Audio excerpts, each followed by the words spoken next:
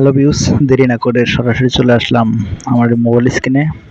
আপনি চলে যাবেন মোবাইল স্ক্রিনে, তারপর এখান থেকে গুগল ক্রোমে ক্লিক করবেন। তারপরে দেখতে পাবেন থ্রি ডটে ক্লিক করার পর এখানে দেখতে পাবেন হিস্টোরিতে ক্লিক করে তারপর আপনি এখানে দেখতে পারবেন অসংখ্য সার্চিং, যেটা আপনি পূর্বে মোবাইল কেনার পর যতবার সার্চ করছেন সব র্যাঙ্কস এখানে চলে আসবে।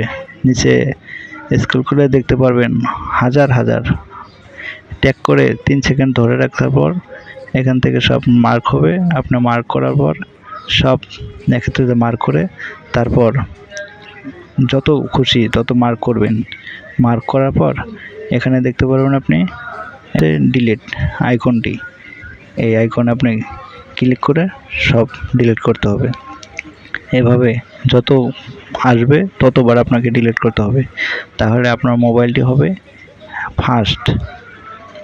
দেখতে পাচ্ছেন আরও অনেক, এখান থেকে ক্রস করলে কিন্তু আপনার ডিলিট হওয়ার সম্ভাবনা কম।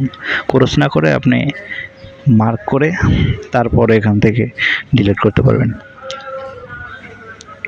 আর আপনার মোবাইল যখন সার্চ করবেন তখন আপনি দেখতে পারবেন যে আপনার মোবাইল আগের চেয়ে অনেক স্পিড বাড়ছে।